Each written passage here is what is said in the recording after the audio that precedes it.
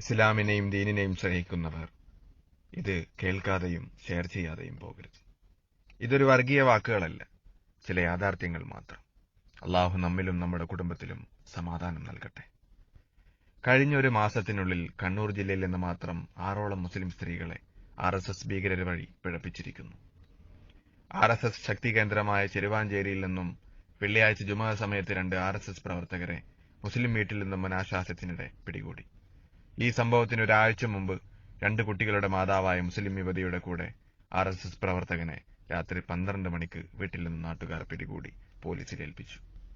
2 ദിവസം മുമ്പ് പാനൂർ പൂക്കോമിൽ നിന്നും മുസ്ലിം പെൺകുട്ടിയുമായി RSS കാര്യവാഹക് ഒളിച്ചോടി. എന്നിട്ടും നിങ്ങൾ ചിന്തിക്കാത്തതെന്തേ? അടുത്തത് നമ്മുടെ വീട്ടിലേക്ക് വരാൻ കാത്തിരിക്കുകയാണോ? പണ്ടൊക്കെ ഇതൊരു ഒറ്റപ്പെട്ട സംഭവമായിരുന്നെങ്കിൽ ഈയിടെയായി തുടർച്ചയായി നമ്മുടെ സഹോദരിമാർ സ്വർണ്ണാഭരണങ്ങളും എടുത്ത് RSS പ്രവർത്തകരോടൊപ്പം ഒളിച്ചോടുന്നു. നമ്മുടെ സഹോദരിമാർ വാഹനങ്ങൾക്കും മറ്റ് ആവശ്യത്തിനും വിളിക്കുന്ന മൊബൈലുകളിലേക്ക് രാത്രി സമയങ്ങളിൽ സൗഹൃദം നടിച്ച് ഫോൺ വരുന്നു, റെക്കോർഡ് ചെയ്തു വെച്ച് ബ്ലാക്ക്മെയിൽ ചെയ്യുന്നു. മുസ്ലിം കുടുംബങ്ങളുടെ സമാധാനവും അസ്തിത്വവും തകർക്കാനുള്ള RSS അജണ്ട തിരിച്ചറിയുക.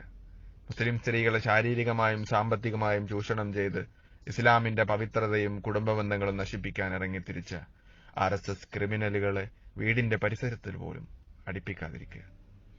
വിദ്യാലയങ്ങളിലും മുസ്ലിം വീടുകളിലും മുസ്ലിങ്ങളുമായി ഏറ്റവും കൂടുതൽ സൗഹൃദത്തിൽ നിൽക്കാൻ RSS കൽപ്പിക്കുന്നു. അതുകൊണ്ട് തന്നെ ഇവരെ തിരിച്ചറിയാൻ നമ്മൾ വൈകിപ്പോകുന്നു. പരമാവധി മുസ്ലിം സ്ത്രീകളെ വഴിപിഴപ്പിക്കാൻ അവരുടെ സംഘടന ആഹ്വാനം ചെയ്യുന്നു.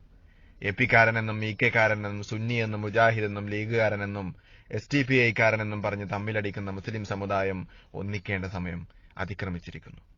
RSS പ്രവർത്തകർ നമ്മുടെ വീടുകൾ ലക്ഷ്യം വെച്ചിരിക്കുന്നു. ഒരുപക്ഷെ നമ്മുടെ ഒരു ഷെയർ കൊണ്ട് ഒരു കുടുംബം രക്ഷപ്പെട്ടേക്കാം. ചിന്തിക്കുന്നവർക്ക് ദൃഷ്ടാന്തമുണ്ട്. നിങ്ങളുടെ സഹോദരി എന്റെയും പെങ്ങളാണെന്ന് മനസ്സിലാക്കുക. ദീനിനെ സ്നേഹിക്കുന്നവർ ഇത് ഷെയർ ചെയ്യുക.